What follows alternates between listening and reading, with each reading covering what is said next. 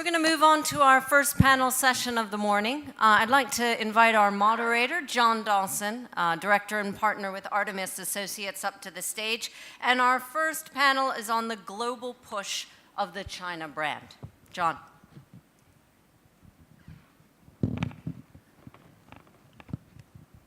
Thank you, Tara, and thanks for also inviting me back. And thank you for AmCham. And of course, this conference is particularly useful because of October 18th. You all know that's the date now for the 19th Party Congress. David's speech was really quite thought-provoking, and tomorrow is Foundation Day in North Korea. So now's your chance to leave the country. But that's quite scary, to be perfectly honest. We have a great panel today. I'm a bit biased because it's my panel. There you go. But they've got deep experience, been living in China, working in China for many, many years. They're really at the coalface of China. We have the risk manager, we have the entrepreneur, and we have two guys who have got 50 years between them, not each, of consulting on MNCs in China. So you really have a very good breadth and depth of knowledge here. Can I invite to the stage, please, Edward Say, who just come in. They're also all traveled in from China. And in fact, Felix Zhang is coming up next. He's flown in from California, and yesterday did 4 cities, I believe, in China, and here he is today in the 5th. And David Frye, who's at Kpmg, and John MacPherson. I'll introduce their titles in a minute. But thank you also all for joining us. These are the stars. I only ask the questions. Now, I'm going to swap, actually. So, Edward, if you can sit there. Otherwise it becomes like a Western versus Chinese experience. It's like, otherwise it's Western China, it's just not photographs and all that. So just to remind, Edward is the founder of Feng Advisory, and again, very much at the heart of all of this. David Frye here is the partner of Kpmg Greater China, advising on MNCs. We have Felix Zhang at the end, who's the co-founder of Envision Energy and also Envision Ventures. Of course, entrepreneur, also angel investor, and we have John MacPherson here, who is senior partner at Control Risks, Greater China, North Asia. I had to read that out. Before I go to the panel, I do want to ask the audience, if I can, just a couple of us. It's my little quirky thing. I want to get you involved, so I want to get a couple of hands. 2 questions, just hands up. The first question is, how many here feel that China's brand is stronger than ever? So that's actually 80% of the room? That's pretty convincing. Second question, how many are concerned about US-China relations, particularly after David's speech?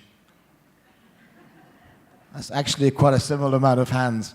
Okay, so interesting debate, gentlemen, for that. Go to the first question. How do you, I'm going to start with, if I can, Felix.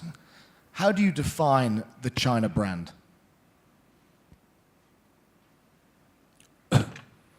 Well, I mean, I think it's, let me just give a go here. To talk about brand is very, very difficult, right? And I think to anyone talk about brand, you first have to believe in the brand. I'm referring to China and Chinese people and Chinese culture. I remember the first time when I arrived in the United States in 1986, I remember it was at United Airlines, which is one of the sponsors here. And I remember all the Americans passengers on the plane. When we landed in San Francisco airport, everyone was really cheering. And I was very impressed by that. Obviously, I was just a kid back then. I was saying, oh, this is quite impressive. Flying out from Beijing, and all the American passengers are very happy to come back. So I feel that confidence back in 1986. And I'm not going to talk about where's the confidence now in the US, and everyone have their own view. But I think that China definitely, I think there's a huge amount of confidence. You see that people raising their hands, and there's a lot of confidence, whether it's Chinese companies, Chinese individuals. Even when I was reading the top 30 universities, which is ranked by one of the third party, 2 of the Chinese universities have been ranking among the top 30 universities in the world now. This is unthinkable, right? And back in the days in Tsinghua, I never believed that this would be a top 30 university in the world. And the rest of the actually Asian universities actually way behind the two top Chinese universities. So I think this is just one of the indications China brand is definitely has coming out of age. Thanks. Thanks, Felix. John,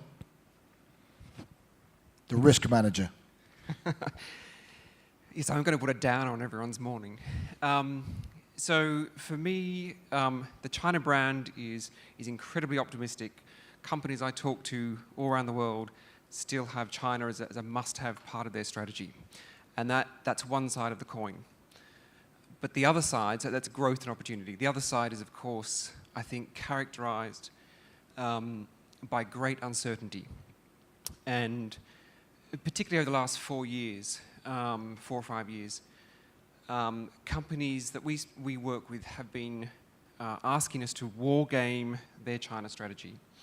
And concerns that we hear are around how will the Chinese react and what will the Chinese do in the event of a trade war?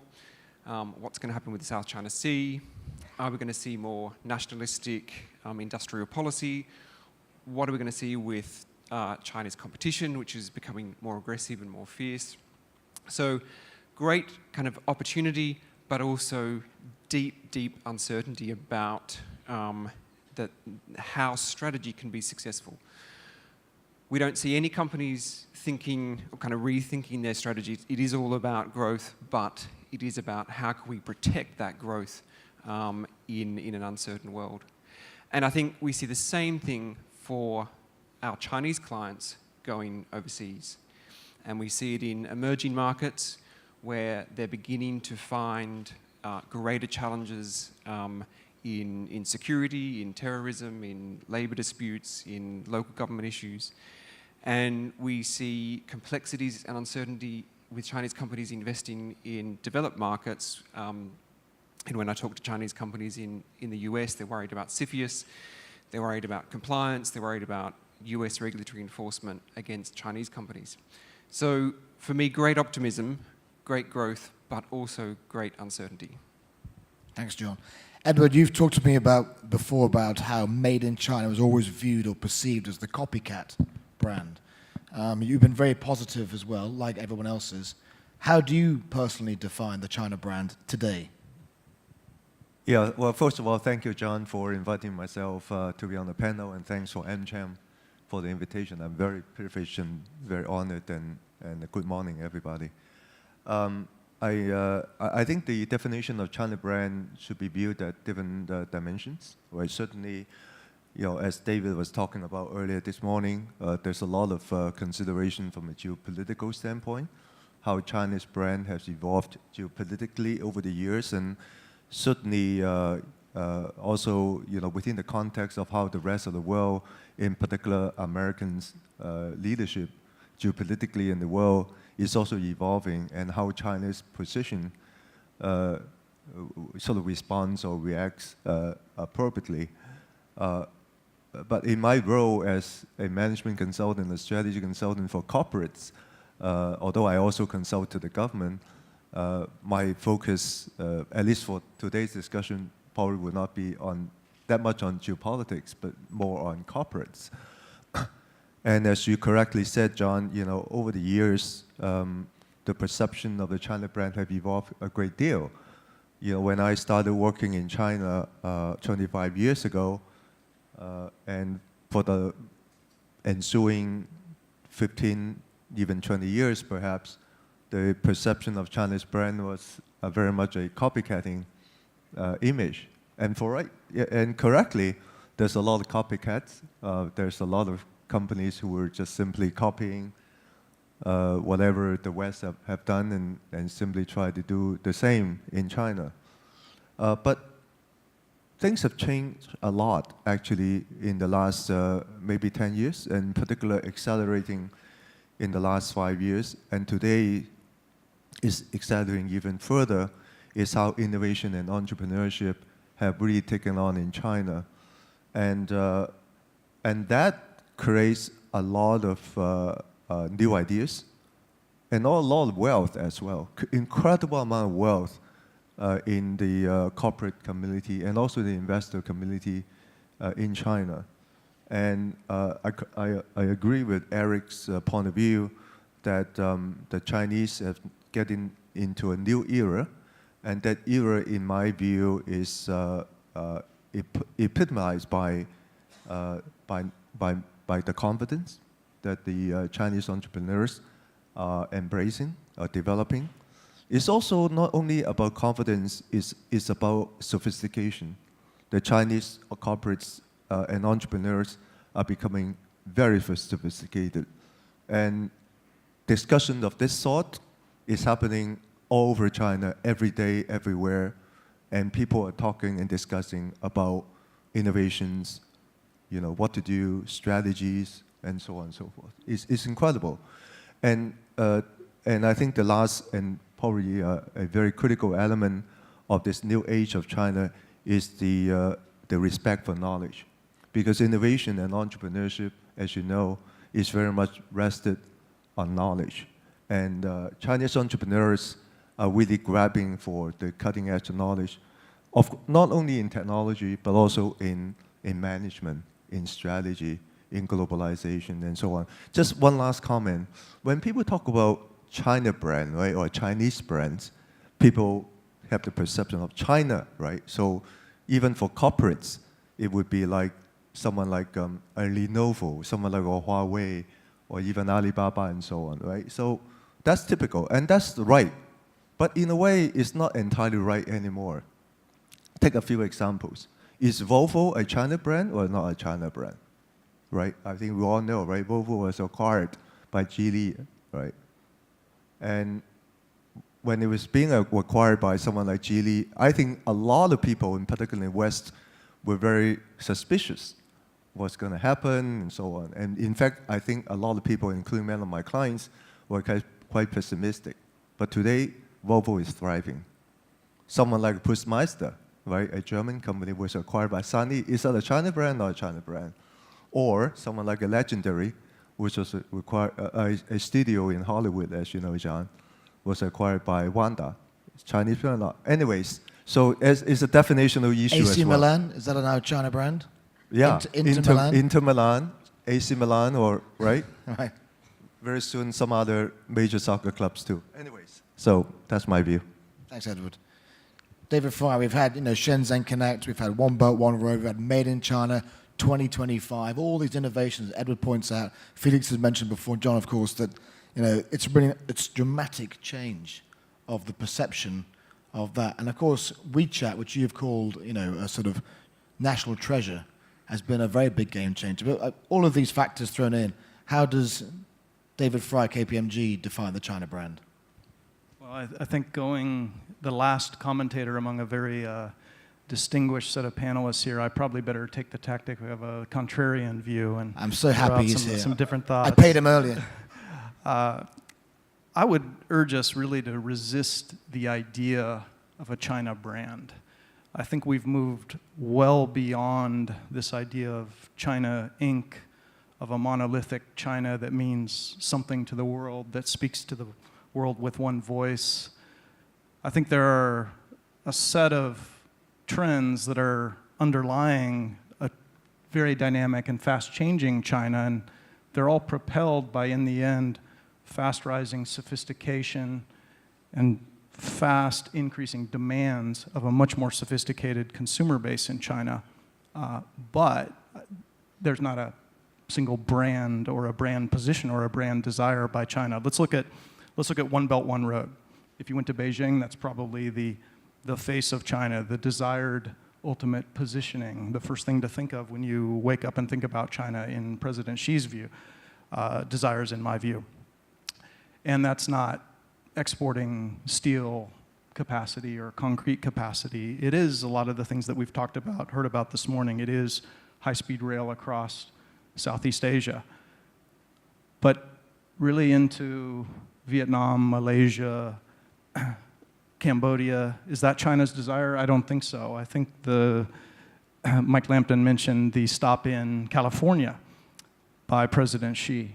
There's nothing President Xi and the government would like to do more than to change the concept of made in China by scoring a high-speed rail contract in one of the most advanced parts of the world. No question that that's a big face and a big driver. Now, Chinese consumers, again, are riding on the best trains in the world today. They're living in some of the best and most quickly built buildings in the world. So again, it's underscored by rising sophistication within China and a rising set of core competencies.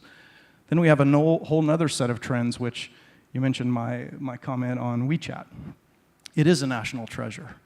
It's unbelievable the sophistication of technology and technology platforms and payment platforms that exist today in China. To come to this conference, I went to Pudong Airport, got out of my car, realized I had my passport, I didn't have my wallet. Oh my gosh, fortunately the car was, advance paid by DD. But then what was I going to do? And in fact, I'm leaving China, kind of, sort of. I'm headed to Hong Kong. Well, I called the hotel. I had my phone. I called the hotel. The hotel takes Alipay. And so far, I was not overly worried because I have 2,500 colleagues I could rely on to pinch a buck here and there in Hong Kong if I needed to. I thought I could get by. But so far, I've essentially made it through this trip without a wallet because I had my phone with me and have managed to keep it powered at every crucial step. So I think there's a lot of factors that are creating I think we're asking ourselves an unanswerable question. There doesn't need to be a China brand. There doesn't need to be a China Inc. It's diverse, as we started to hear in some of Edward's last comments as well. Thanks so much. Thank you very much. John, I saw you nodding a few times there and smiling. Obviously, you look at the risks. You mentioned on the phone to me that regulatory political risks are very much a concern. How does, therefore, one of the audience, a business, particularly an American business, as we are at AmCham, capitalize on what you've all just said? There's an inflection point. It's a very dramatic inflection point. It's a very positive one. But how do you build off it as a foreign business? Yeah. So I think probably the most important thing is to develop a nuanced and deep understanding of what's going on. And particularly, David, to your point, to kind of deconstructing this image of China as one monolithic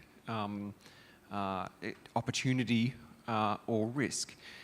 I was in New York last week working with a client on their strategy and risk in China.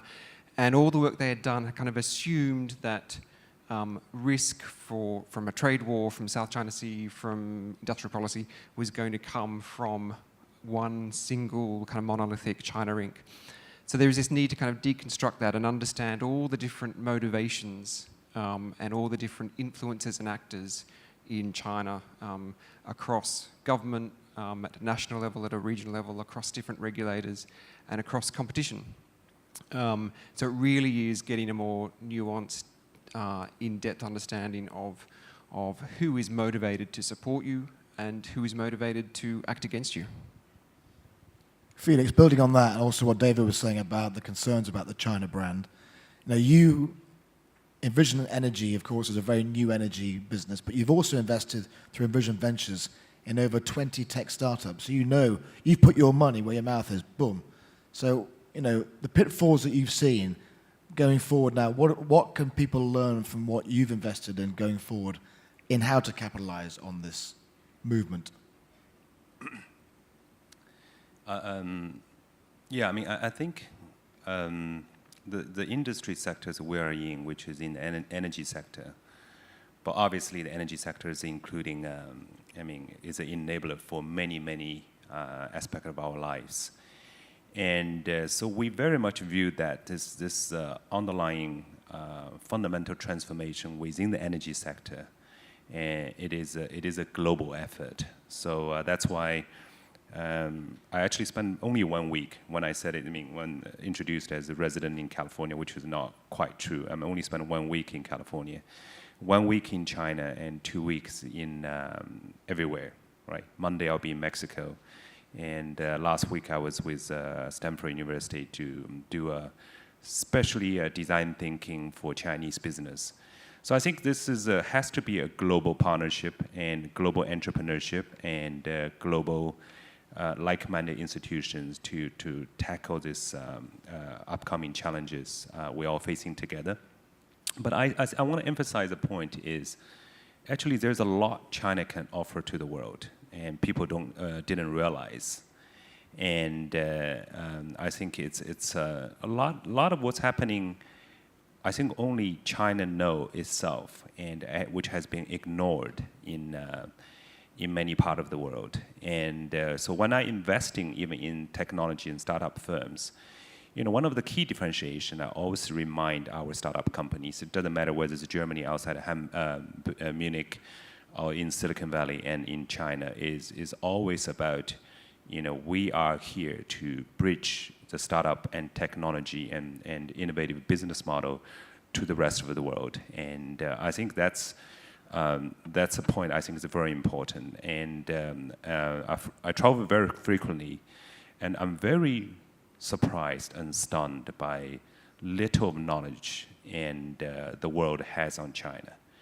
And just to give you one example, a few months ago I was a speaker at Eco Summit, was interviewed by leading German media, from Süddeutsche Zeitung to Wirtschaftswoche. And the type of question asked me, and I don't want to disparaging any of our good German friends there, but it's very shocking, right? I mean, it's asking me, are there any innovations in China? Are there any, how is foreign company can be treated better in China? Little do they know that even only 10 years ago, foreign companies actually get lower corporate tax rate compared to Chinese companies in China. And even when I was with Stanford University professors who's been helping Chinese company for design thinking, and he didn't know that. So my view is there's so little actually knowledge about China. And even at a window in Hong Kong, I think that knowledge is still very limited. And I think this is huge. So when we talk about China brand, go back to the previous question, I think China brand is important because the brand is, it's just like you put a company have a mission statement. It's simple, right? I mean, the company is much more complex than that. But brand is important because you actually have to have the essence of the stories and narrative so people in the world can understand you. Then people realize how you can help them. Thanks. Felix, picking up on that, if I can, quickly before I go to David. Are you surprised how misinformed they are? Because you mentioned the German media. Now, of all the countries in the world, they're the most advanced, innovative-wise, technology, engineering. So of all the countries, they, I would assume, would be the most interested in what China's doing. Why do you think it is? Is it because China's been quite secretive? As David was saying that in the US you can have Chinese journalists, but they can't go to the States and back and forth, etc. It is a surprise to hear that, but why is it, do you think? Why are they so misinformed? Well, I mean, just another very interesting conversation I had in San Francisco 3 days ago. Ideal, which is one of the leading design firm, which I asked them to do some design of the prototype for us. And I was asked, and very interesting question, he said, well, is Chinese very good at sports, and how is the sports, how common is it in China? And by the managing partner at Ideal, and who goes to China quite a lot. And as you know, and many sports in China was banned and forbidden. That's including tennis, golf, boxing, sailing, right? And people didn't realize many of the sports was invented in China. And well, depending, it's a variation. There is a debate in that. So I think you have a lot of supposed to be very well traveled, very well heeled people, and still have very limited. I think what's this world really missing is insights. There's a lot of talk, but lack of insights. Is you really need to dig deeper, right? Using Donald Trump syndrome as there is a fundamental reason behind it, and I just find no reason to really just as a media and others just keep trying to use that as a punch bag, and we really need to go to the what's really the essence of it.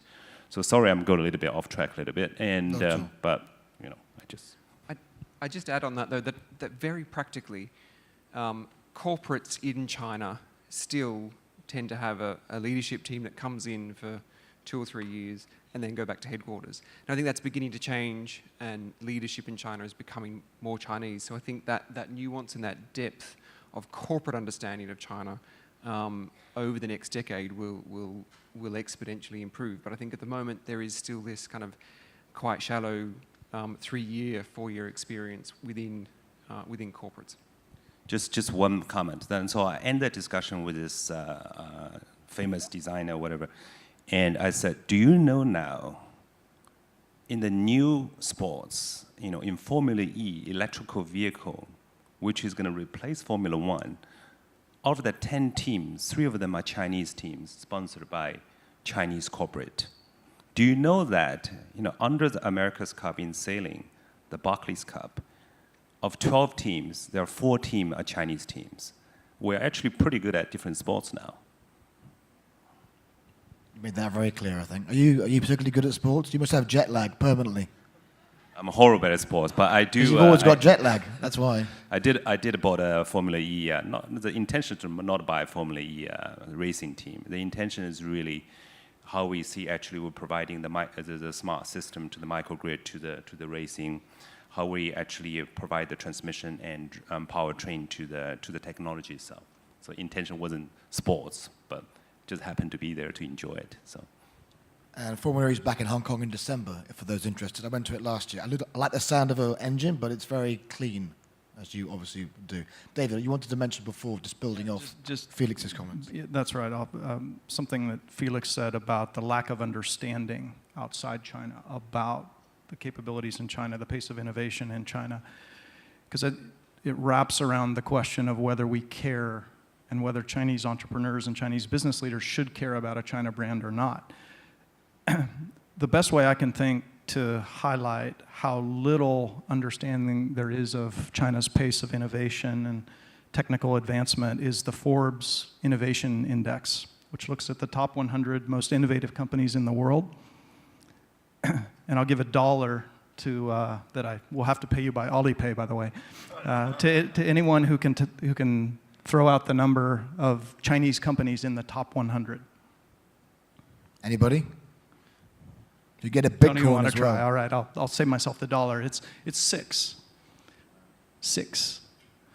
Anyone living in China today or in a room in Hong Kong full of very knowledgeable China observers must be aghast at that number. It's not reflective of the pace of innovation, the scale of innovation, and the Chinese entrepreneurial spirit that we all live with every day. And that's the best way I can think to highlight China's brand problem. Now, does that really matter? Is that slowing down the pace of innovation? Is that stopping high-speed rail from, they'd like to go to US, but meanwhile they're building it very aggressively around Southeast Asia? Is it slowing down Tencent from taking its 5% investment into Tesla in order to be both a business partner and, as Tesla said, an advisor to them? No, it's not. I don't think China cares. Edward, building off this as well, I want to just address stable leadership. I think David was saying quite clearly Trump, and there's also Brexit. I'm British, it's a disaster. I did not vote for Brexit, but just make that clear. But in the world right now, I can't see a lot of stable leadership. Angela Merkel, perhaps, but she has elections. That's slightly unstable, except for China. Every 5 years, Party Congress, they have the stability. How powerful is that in this current climate, to have that stability, that they can crack on with what they want to do, with their progress, with their reforms, etc.? Because it's quite rare today. It's quite rare? Yeah, certainly. I think, it's a very good observation, and clearly it makes sort of China somewhat of a standout in this respect. At the same time, we can't just say, China is doing a great job and so on, and everything is perfect. China is far from being perfect. There's always a lot of undercurrents, especially as we work towards the 19th Congress. I think we all know that there's a lot of things that are being settled or still unsettled. So to say China is entirely stable is also a bit of a misnomer. But at the same time, on the relative... Leadership is stable, I said. I'm sorry? Leadership is stable, not so much the economy, leadership. Because Oh, we- yeah. The word debt flies around, elephant in the room, debt, Right. debt. There's always, You know. as Felix was saying, there's always risk and so on. So let's not try to undermine too much of that. But at the same time, clearly, there is a big element of stability and even in transitional stability, between different areas of political leadership. For a long time, as you know, there's a pervasive view from the West, Western observers that there are different political systems, and the Western political system has a lot of merits and so on, and there's universal values, and some people try to sort of propagate that to the rest of the world. And somehow the Chinese state stumbled into the so-called China model. And that China model is both the top-down and also increasingly bottom-up, actually, with the entrepreneurs and innovations. For right or for wrong, that model is somehow worked. It's working pretty well. And in fact, in my view, that is probably the major reasons why China continues to grow in the way that we're seeing. And China's not just growing at whatever people talk about now, right? 6%, 7%. Even just a year or so ago, a lot of Western media has been saying China is slowing down. China is going to crash. China, as you know, the coming collapse of China has been talked about for the last 20 years as the prediction keep on being prolonged, right? It never happened, right? And there's a lot of resilience actually built into the system. But I have to say that the Chinese didn't invent the system. The Chinese stumbled into it, and somehow it works. It worked extremely well. And I think this is very, to a lot of Western observers, this is very bothersome, because for a long time, even now, many Western observers believe that, well, if you have a great firewall, I'm talking about the internet great firewall, then you're in problem, because people lack freedom. No, it's not even freedom of information, right? You have a great firewall. So it's a bad thing. The education system in China is bad because it's rote learning and, there's no innovation, there's no creativity, right? I've heard it many times. IPR is bad. In reality, IPR protection is really bad. But the interpretation that since IPR is bad, therefore, there's no creativity and it stifles innovation is very common, right? And things like, what else? Corruption, right? Which by definition is true, but it's also been talked about, as you know, for a long time, that can also stifle innovation and development. Individually, every point is correct. But if you put all the points together, you take a step back, as you just did, if you look at the rest of the world and how China grew, actually it's entirely wrong. China somehow find a way, and the Great Firewall and so on didn't prevent the Chinese to be creative and to be innovative. And I can say that what we're now seeing is just the beginning of that explosiveness. The Chinese are not even done with it. It's just 5% of where things could be. But as David said, right, if you look at, I cite another survey, right, because everybody cites surveys. I think it's the Forbes, or also Forbes or Fortune. I think it's Forbes, or maybe FT. So the 10 biggest market cap companies in the world today, right, the market cap, right, for a long time it's all dominated by American companies. Right, this year, we have Alibaba and Tencent becoming two of the top 10. And I can say almost with sure certainty that their ranking is going to go up. They're going to enter top 5. Today, I think there's 8 or 9 or whatever. They're going to, and there will be more Chinese companies entering into the top 10 market cap companies in the world. It's going to happen. How many do you think will be in the top 10 in 5 years' time? I'm sorry? How many do you think will be in the top 10 in 5 years' time?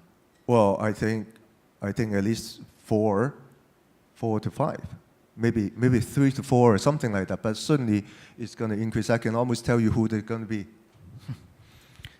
David, you mentioned again before, I mean, we've had Moody's downgrading the debt rating on China. Then they flip-flopped and sort of upgraded their forecasts on growth. Debt is a perennial. You mentioned, Edward, the crash is coming for 20 years, but actually debt is growing for 20 years. That's fact. So it's the elephant in the room, I keep saying, but people just kick the can. Nevertheless, with all this factors, stable leadership, big change, growth, it's all very positive. But the debt issue does not go away. How worrying should people be about it? Yeah, there are, despite all the optimism here, there are certainly risks in the China economy, and there's certainly the prospect of things destabilizing over the short term.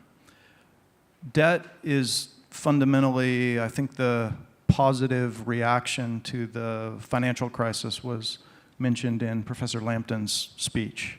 And the point of inflection on the acceleration of debt came from that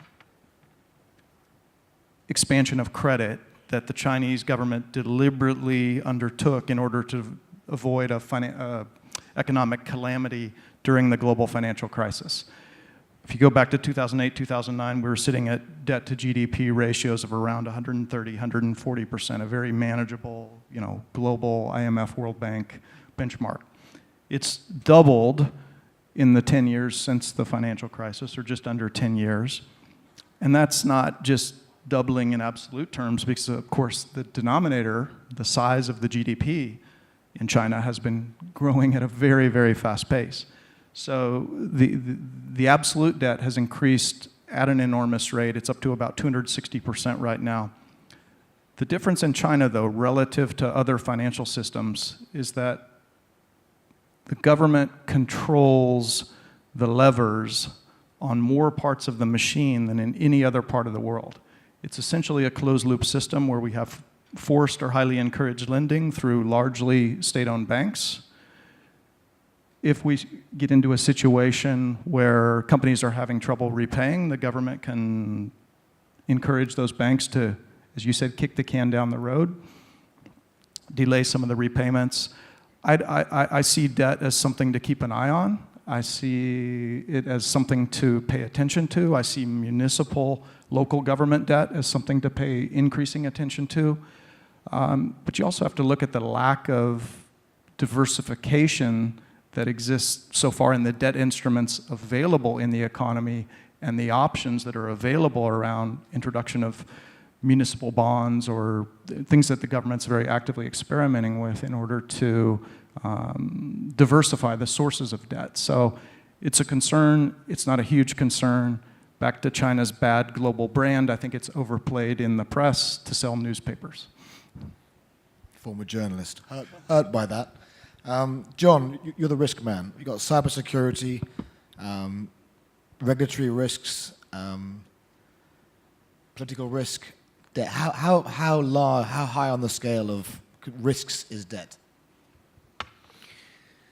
So for everyday operating companies, it's not in the top 10. Certainly long-term strategic investments, it's a big concern, but I think actually the bigger risk is the risk of lack of reform. So I think a lot of companies have been disappointed with the pace of reform around state-owned enterprise reform, financial industry reform. I think there is an expectation that in the next term, in the next 5 years, reform will be needed on a much greater scale. I think there is still worry that reform, which will cause social disturbance, won't kind of happen at the pace but that it needs to. So I think probably more than debt, it's an issue of will the reform of the economy and industry occur on the pace that it needs to occur. One last question, then I'll go to the audience for Q&A. Felix, you mentioned Trump as a punching bag or excuse for other companies. I want to flip the switch. What's the perception by China, I'm going to use American because we're at AmCham, of American companies? And I'm going to come to you afterwards. When you travel all over, I mean, that's the perception of what China is, but how are they looking at us? It's actually changing very fast, and I was in Vietnam not long ago, and kind of reminds me 1980s in Beijing, right? 1980s in Beijing, I was just a student, high school student, riding bicycles, and I mean there are no highways, no cars, pretty much, riding bicycles, and it's one of the joy of life back then is we can squeeze into a Great Wall Hotel and get a Coca-Cola. That's I thought that was actually quite good in the hot weather in Beijing. I feel like that in Vietnam, in Ho Chi Minh City, and you're on the street, and so there is a tremendous amount of people actually are really like American brand, American companies. If you tell them you're GE or IBM of the world, and they think you're fantastic. Obviously, I wasn't, so I was referring to some of my colleagues, while some other colleagues were next to me. I think the world has come a long way, and Chinese perception of the American culture, American corporate, American brand has evolved a lot, right? That again goes back to the facade has already been it's gone, and I think people realize that what we really care is fundamentally the product and the value the product create. And does that create the product, deliver the value to the consumer market? Does that product deliver the value to the business? I think that become very important, right? If GE does not innovate, Jeff Immert just left not long ago, and new CEO, and is actually restructuring. GE current is gone, and GE Digital is in debate. IBM is debating within itself where IBM is going to for the next direction. And we can talk about American companies on and on, even California. And I think Californians are quite worried, right? And you have Northern California, you have the so-called the high-tech Southern California, which provide the contents. But what about the majority of the Californians? What are they doing? It's really a small, if you look at from the population, it's a small clusters even within California. And the majority of the Californians not really participate in that. So I think the Chinese understand, not majority, but I think the people who actually interact and to really understand a lot of things about Americans, and a lot more than 30 years ago. But that does not just apply to America. That apply to UK, apply to Germany, apply to France, and but it just how things works. And but I still enjoy staying in Ho Chi Minh City, drinking a Coca-Cola, reminiscing 30 years ago. Thanks, Felix. David, you're the only American on the panel. You've been living, I believe, in no pressure, in Beijing for 8 years and in Shanghai for the last 2. The Trump factor, punching bag. We have to mention it because it's really important. I mean, when you travel around Asia, how, dare I say it, damaged is the US brand in China's eyes, particularly with the factor of protectionism as a sort of lurking evil? How damaged is the US brand in Chinese eyes? I think it's pretty damaged. Not to the American product level yet. It's damaged at the political level. I think China's very enthused by the opportunity that's now available to it geopolitically to exert more influence in the region and globally. I think they see this as a gift that fell from the skies, that is the product of poor strategic thinking and a lot of other factors on the US side, but see it as a chance to further propel China's leadership opportunities. I think if you then take that into the American corporate community, it's hard to say.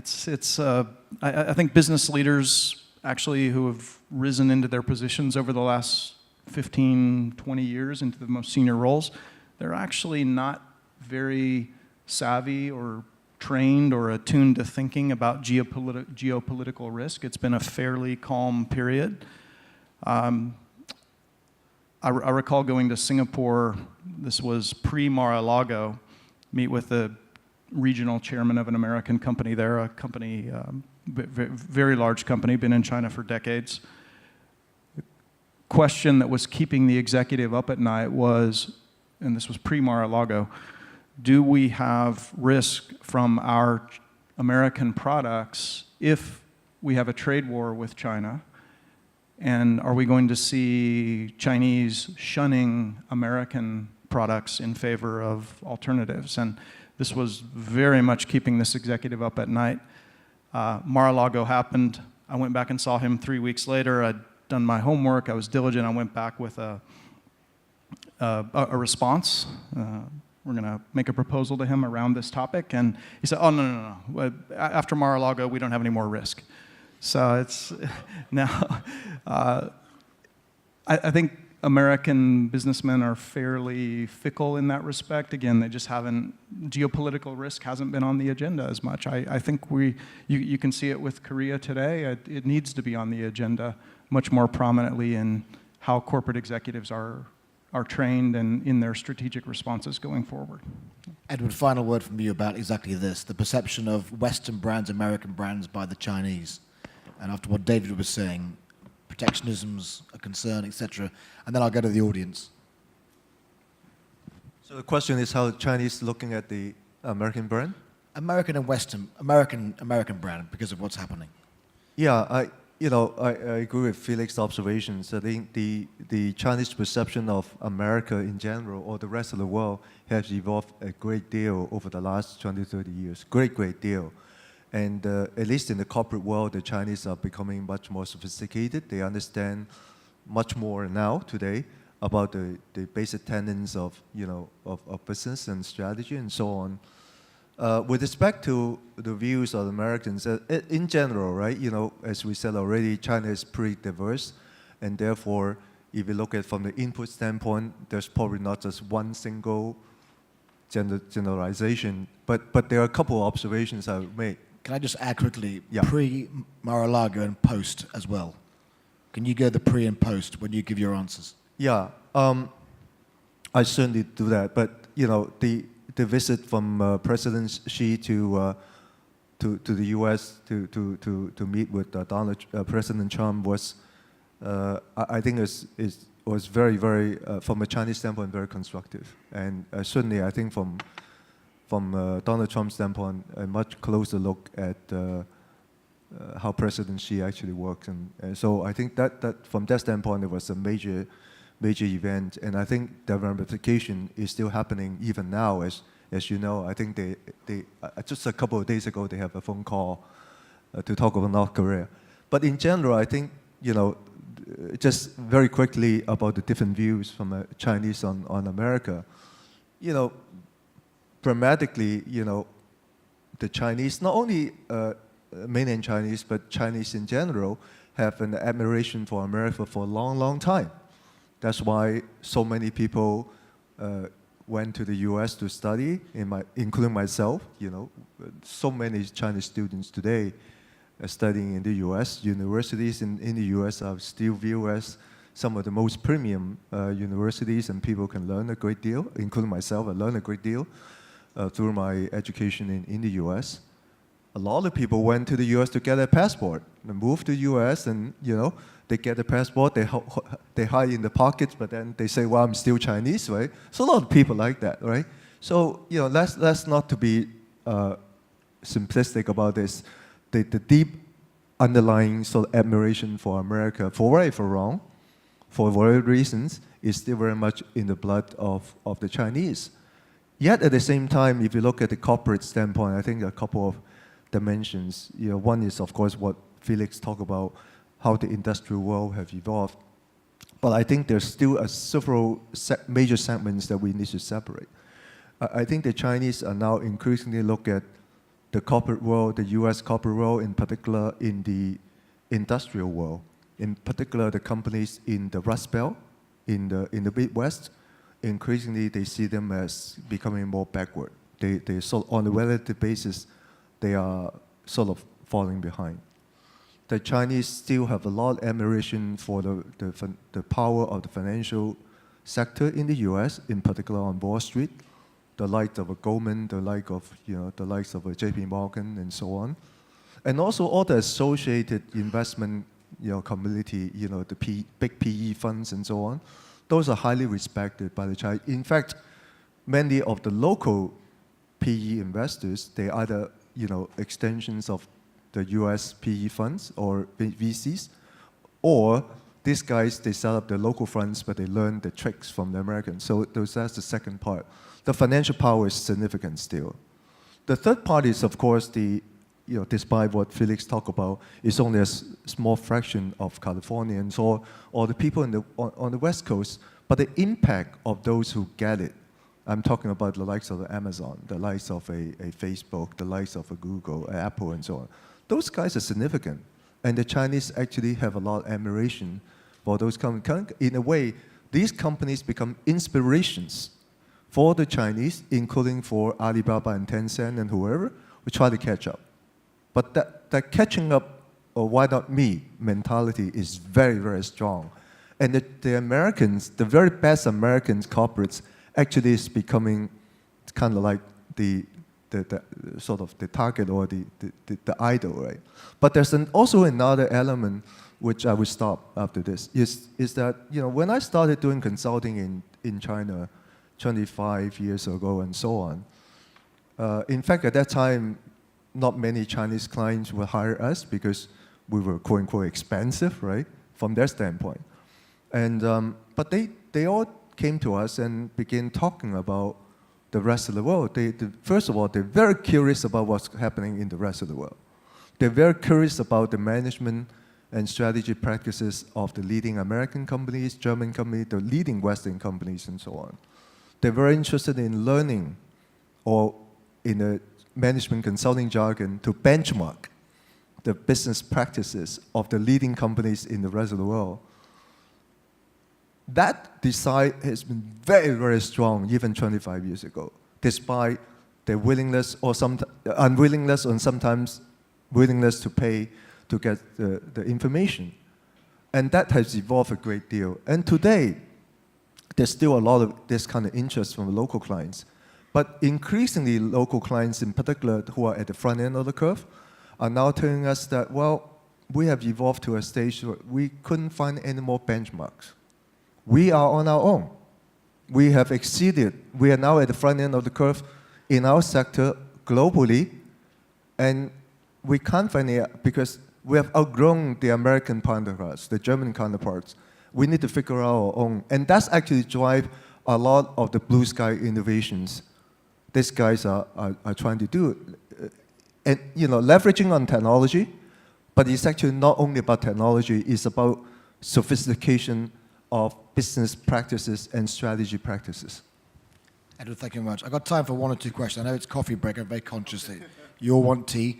Also, for me personally, I think that the political headline of this year was President Xi in Davos, the one talking about globalization. I found that extraordinary. Just that shows you how the political stage is just assembling its deck chairs, etc. Any questions? I've got two questions. Gentleman over there.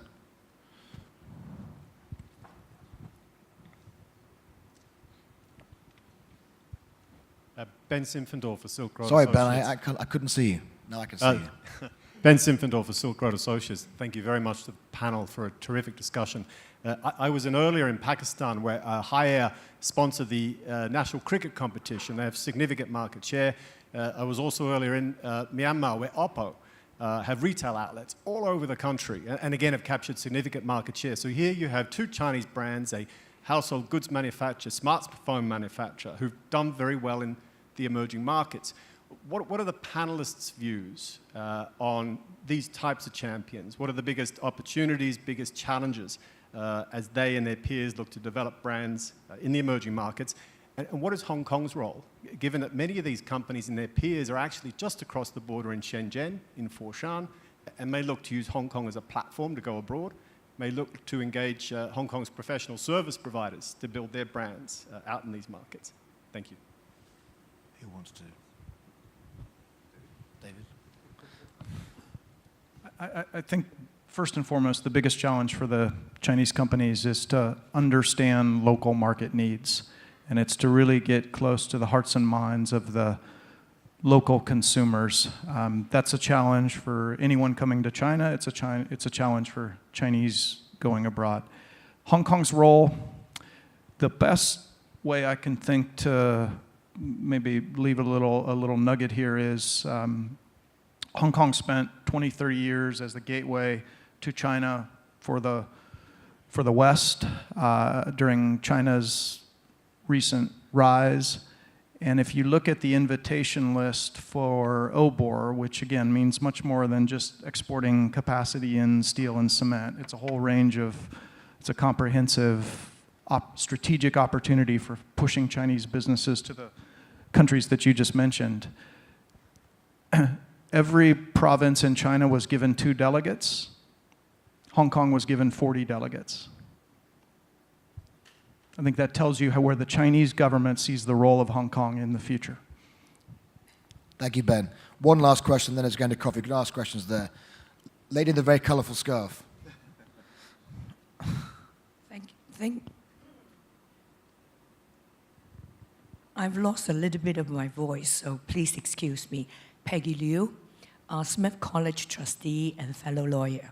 Thank you, panels, for sharing with us your very insightful views.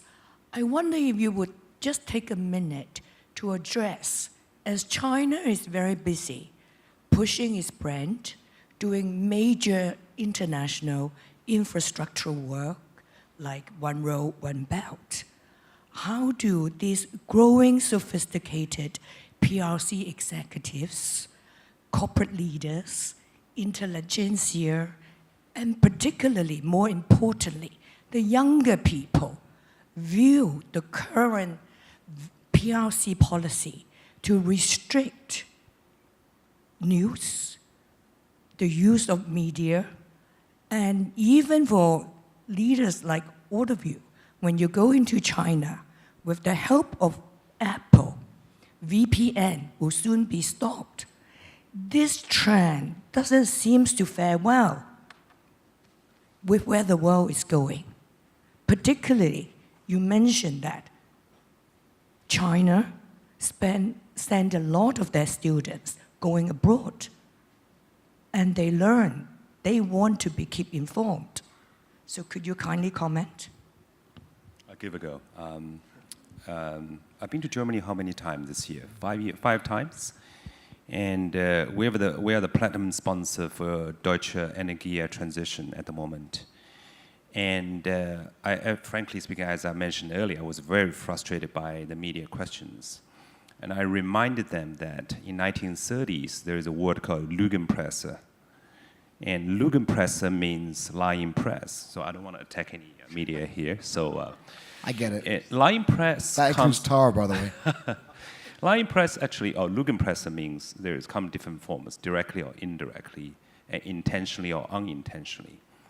And to address my fellow panelists, which you mentioned earlier, I think there is Chinese corporations or Chinese people should realize there is no exceptionalism in Chinese. We're not exceptional. We should not come to a stage to think that we are exceptional. And my advice to my colleagues in the West is the same. There is no exceptionalism in America, right? Whether it's a business model and financial market model or political models.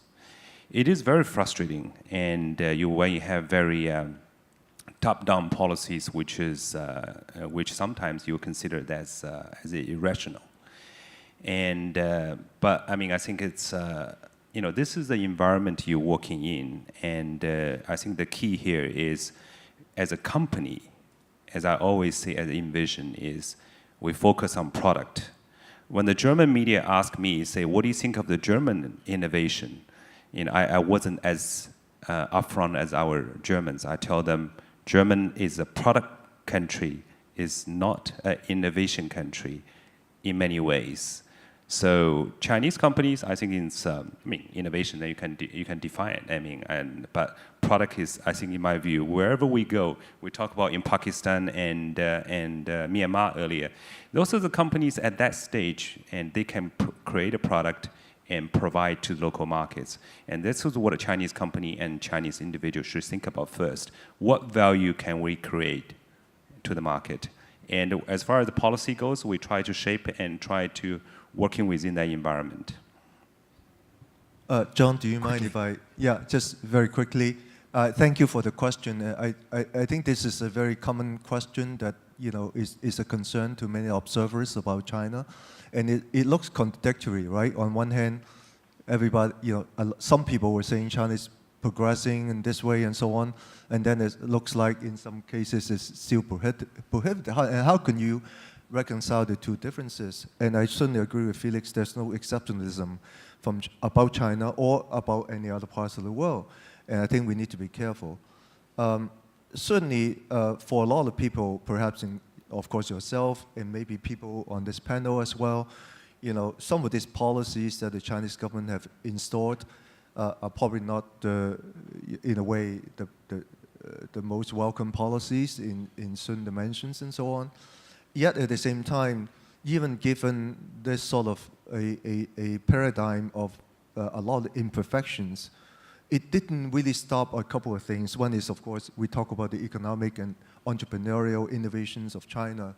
It doesn't really also affect the knowledge that the Chinese, in particular young people, are getting. Let me repeat that again. It doesn't affect significantly the amount and the quality, the information and knowledge that the Chinese, in particular young people, are getting, despite the ban, despite the Great Firewall and so on. And why is that? Because today there's numerous, actually number of channels. A lot of them, they rest on platforms like WeChat, as you said, or Weibo, and many others. And people are talking and sharing information in astronomical speed and intensity through this kind of platforms. Maybe not every bit of information, if there's information that's considered somewhat sensitive, they certainly would be censored. But if it's about information about innovation, technology, business modeling, consumerism, the part of the cover that the German media will not cover because they're not so much on social media. The Chinese are the world's most prolific users, for right or for wrong, of social media, and that's how they get the information. So, there's these policies which are probably not optimal, yet at the same time, the Chinese young people are getting the kind of information they need to propel their entrepreneurship and their innovations forward, and that's the key. Just quickly add a comment. Today's China is very different from the Soviet Union in 1991. And huge difference. And you have 150 million, exactly like Edward said, 150 million, the biggest foreign tourist group going to all the different parts of the world. We talk about Chinese students going abroad, but more than 80% going back to China, right? You can see a lot of Chinese students go to study in America, but the fact is, most of them actually go back to China, start their own business, join companies in China, within China. So that massive amount of information, and this is massively different from what's happening in Soviet Union. I'm very confident in, the China, there is not an insular country. People knows what's happening. People striving on their, whatever the effort they have. And the most important thing is what's happening in China now. As I was telling, whether it's German colleagues, American colleagues, or others, China has a can-do spirit. This is what I see that in China. That's what I see in America 100 years ago. And we need to continue on that. On that great note, thanks so much, panel, Felix, John, Edward, and David, and thank you very much for having us and me.